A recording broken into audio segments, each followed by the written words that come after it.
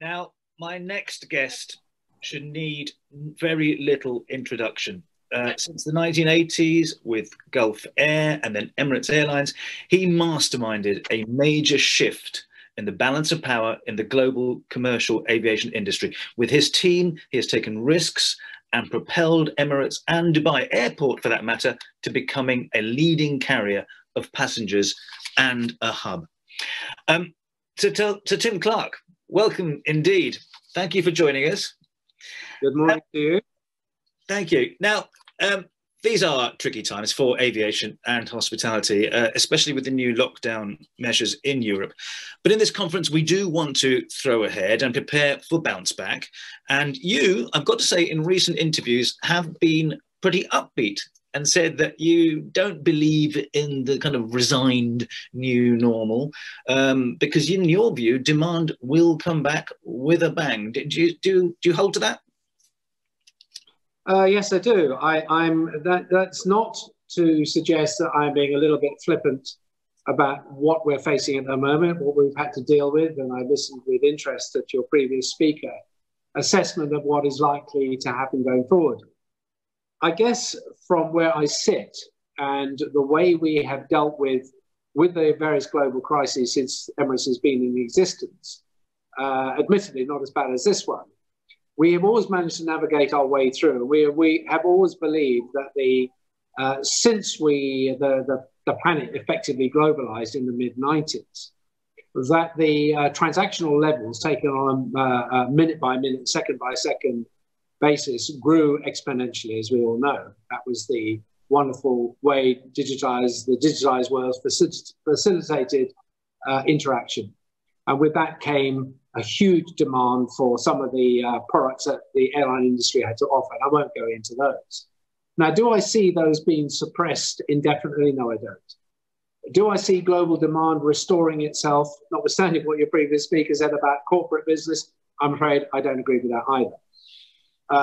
I believe that the aspirations of the global population, notwithstanding the deltas between the way countries have gone about their business, and we did talk at length about the developing world and how they need some TLC going forward, and that is quite clear. Not just in the equitable distribution of the vaccine, which is critical, and there the developed world needs to take a lead in all of this to ensure that everybody gets access to the vaccine so that we inoculate the global population as best we can. And it is going to be the time that takes that will determine how quickly demand restores itself. My own view is that given what we have all been talking about in the last few days, I have said months ago that whatever happens is contingent upon, one, a vaccine, and two, its efficacy, and three, the ability to distribute it on a fair and equitable manner across the planet. Of course, that's to an extent self-serving, because Emirates is a global airline. It serves multiple destinations across the planet, not just in the developed world, but also in the developing world. So it's important to us that we get this done. And I think that once that does happen, the evidence that we have faced, whether it be the regional conflicts in this part of the world, other major traumas, yes, this one is worse. It harks back to the 1929-33 depression, but then of course we were in a different world then. And all I've seen, that every time there has been a trauma, whether it be the financial crisis, whether it be the Gulf Wars, whatever it may be, the meltdown of the Asian currencies in 1998, I've seen people say, well, business travel will never restore itself. Well, video conferencing is going to change everything. Oh, well, once we've globalized, who needs to travel at all? Well, the reverse has happened. The reverse has happened. We've never seen so much business come to our business, to the airline industry, in all the segments of the various business models that we operate. I've seen the merger of business travel with leisure, the pursuit of frequent flyer points to facilitate the latter, the enrichment of people's lifestyles, the societal issues improvement that the airline industry has brought, second homes, frequency of travel, and of course the value product that the likes of Ryanair, EasyJet, and all the low-cost operators have brought to the business. Now, that has transformed the way the global population goes about its business, notwithstanding what I said about the deltas between the developed world and the increasing chasm between those and the developed world. And that is something that is more a global issue that predated the pandemic. It was going on, it was becoming clear and present, and we really had an obligation to do something about it. It's a separate issue.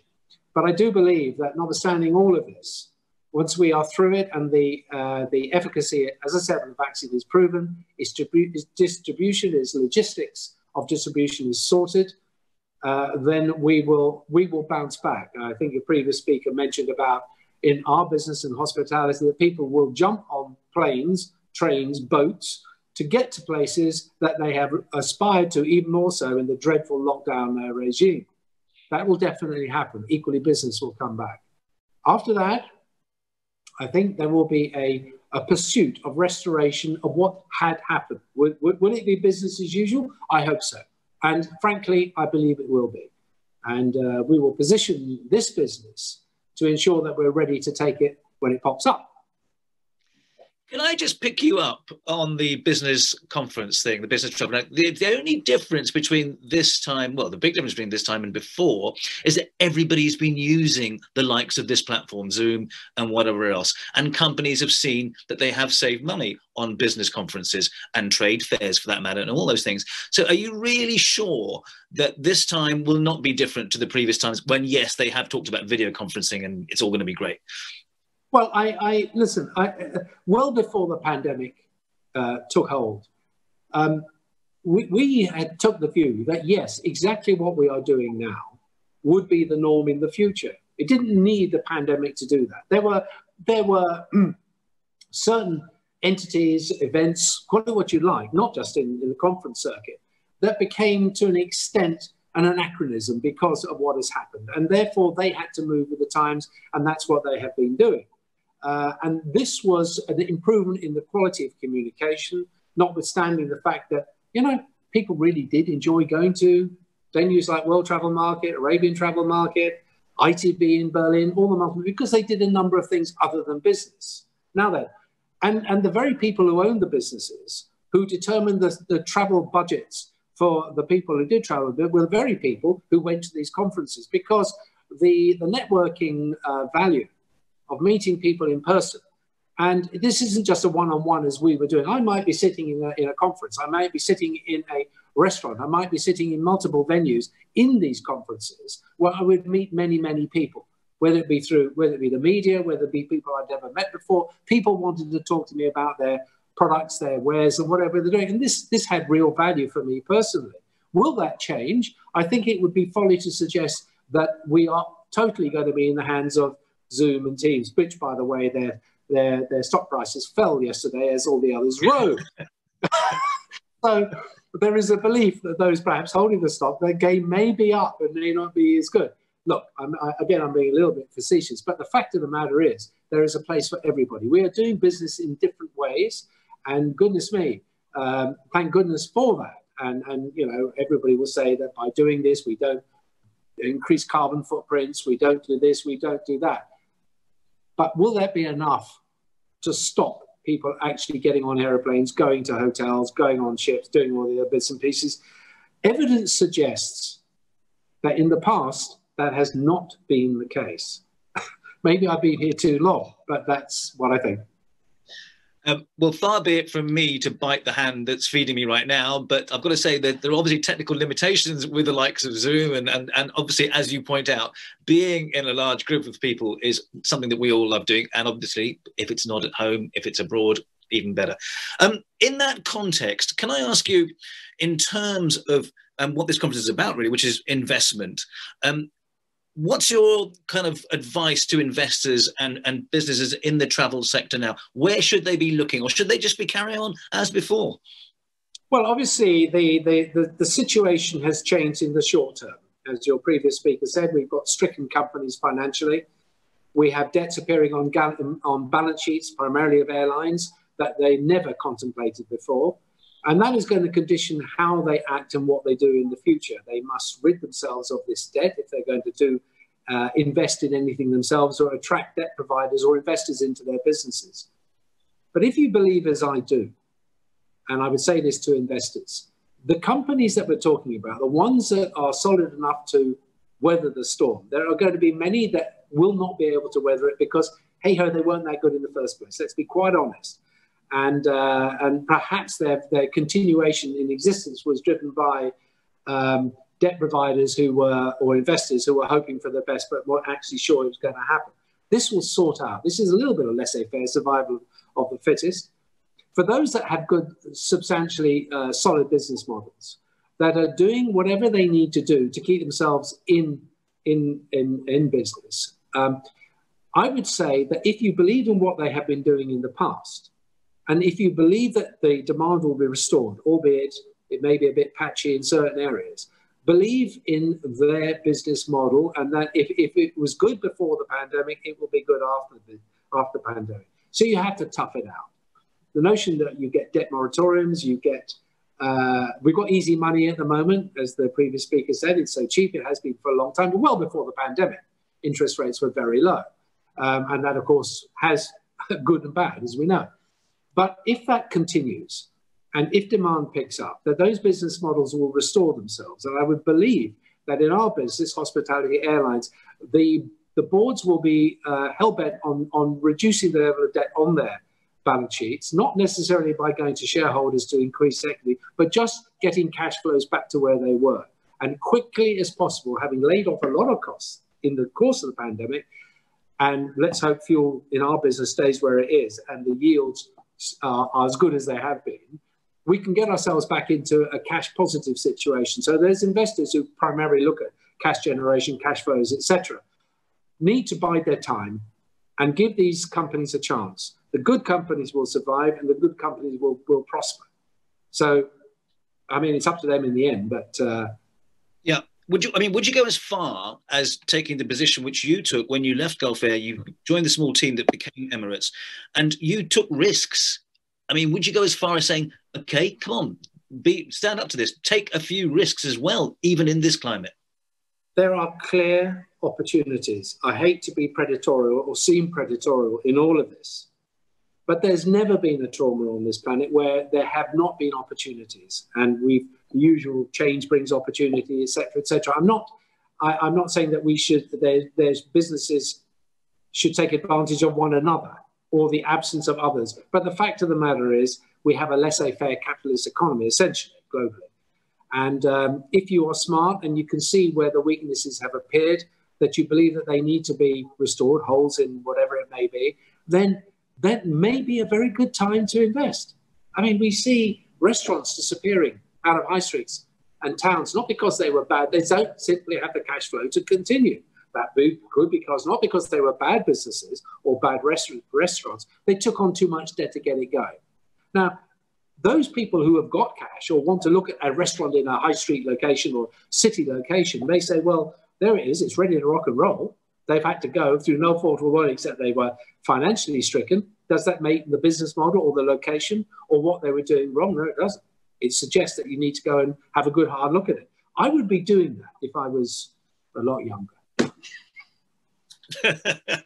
But obviously we have stuff to bear in mind, the fact that obviously there's a lot of people, a lot of SMEs that are struggling. We're talking about equity, we're talking about equal distribution of income. As you say, you know, the aim is not to be predatory, but to support, I suppose, take risks and support. Now listen, let's talk about the elephant in the room, the nice elephant in the room, which is the news about the vaccine yesterday. Now this is really what it's all about, as you pointed out, in the long term and medium term and even short term, really. Now, I believe that Emirates has laid out its plans on its cargo side to be a hub for the distribution of vaccines. Can you tell us more about that? Well, one thing we did, just to talk about cargo, going back to March when all this started, we activated our fleet, removed, where the passenger business didn't, obviously was going nowhere, we just built up our planes in the bellies of the 777s. And I've now got 151 aircraft flying, all 777s with passengers, with freight and passengers, or just all freight. And actually yesterday, we activated 380s as freighters and carried 46 tons on one aircraft from Bangkok to Atlanta. or Bangkok Times Time, I can't remember. So at the same time, we realized that when the pharmaceutical business, whether it be PPE, whether it be track and trace equipment, etc., there was going to be an enormous demand for that, and it had to be by air because the speed imperative to get it to those markets was clear. Following on from that, as we have said a few months ago, well, certainly I was a firm believer in the medical and scientific research and the farmers to come up with a vaccine to deal with this. And therefore, we need to position ourselves to be in a position to move these vaccines rapidly. We knew that the logistics supply chain was going to be difficult. We knew that the vaccines had to be transported at sub-zero temperatures, which was always going to be a challenge. But we needed to get ourselves into some situation where we could get the vaccines from the primary producers, whether they be in India or whatever, to the markets that desperately needed, which was everywhere. I think we established the hub down in the Sudley airfield, which has been designed, was already there for pharmaceutical transshipment. It already had the chillers and the coolers. It was already totally geared up for that. So this was just a question of opening the doors and activating it. We have engaged with contracts with many of the pharmaceutical companies to ship possibly 40, 50, 60,000 tons, not just on Emirates, but in terms of what the vaccine will need. It remains a challenge at minus 80 centigrade to move these vaccines. We reckon we can manage that. I think the problem then is how do you, once you've got them into, say, the developed world, how are they going to move them from the airfield to wherever they have to go? One looks at, South American countries, Asian countries. I'm quite sure that those countries will be attending to that as quickly as they can. And let's hope that they can secure the means, not only financial, to get that done. But if it is done, and I think we are ready, we've got the aircraft ready to go. They're flying at the moment, full of freight, but we will make absolutely sure that when the vaccine came down the line, fully approved, certified, blah, blah, blah, that we're ready to move it at speed. Shipping, of course, can take weeks, but would by air, I reckon we can get this cracked.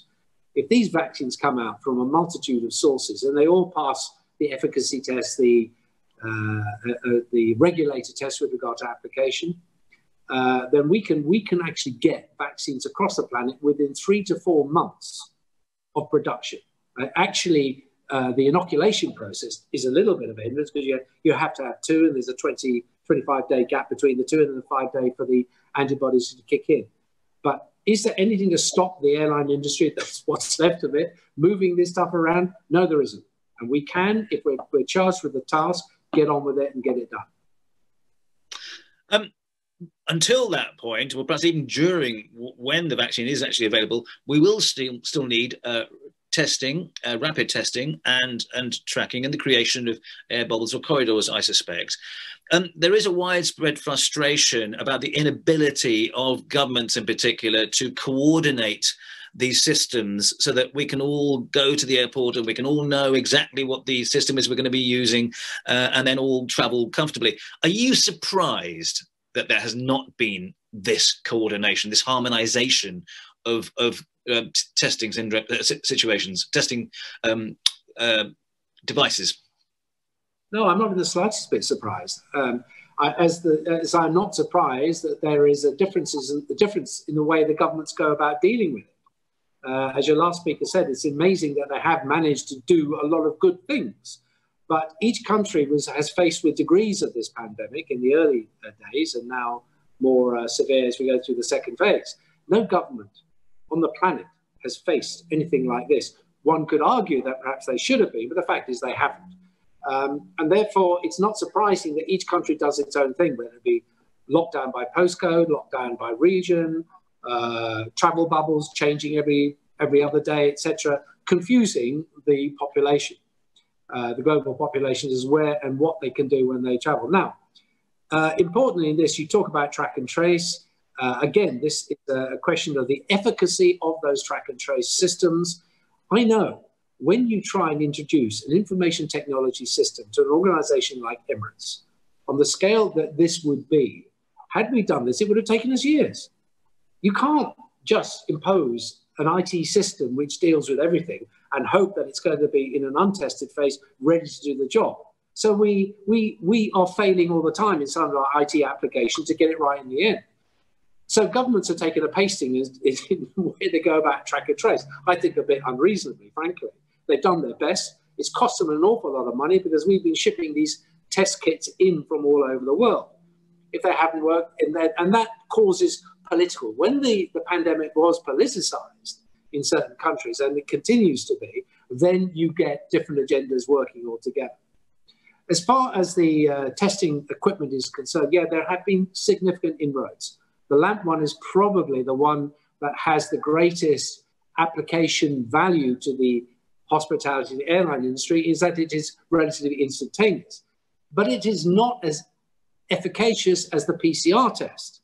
So there are going to be some people who say, well, look, I'd rather take the risk, mitigate the risk, not eliminate the risk, and allow free flow, rather than ho-hum, fold your arms and say, I'm not going to take anything else. I'm hoping the former will eventually take hold. In tandem with the development of the vaccine distribution, could see the problem being cracked. Okay, it's just so interesting, Tim, but thank you for this. Just one last question, because we're running out of time, and we are going to be talking about testing quite soon. You've, I think, announced a policy of covering passengers' medical expenses if they contract coronavirus. Now, is that one short-term measure you think that all airlines could do to boost air traffic and actually boost consumer passenger confidence?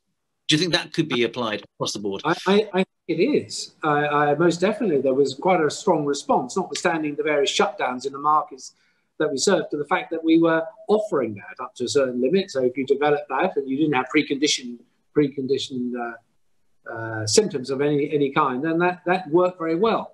Because of the scale of what we did and are doing, the cost to us of executing that with regard to the insurance providers is quite low. So we stepped up even further and said, now we'll give full travel insurance for a little bit more that the consumer doesn't see. It is in the fare, and we can afford to do that. So I'm hoping that it will unlock some, but not all, of the business concerns about, we've got things like in-flight protocols and hygiene and safety and everything else. But if you do go to a country which you have some doubts about your ability to get covered, etc., then we're here to help you out.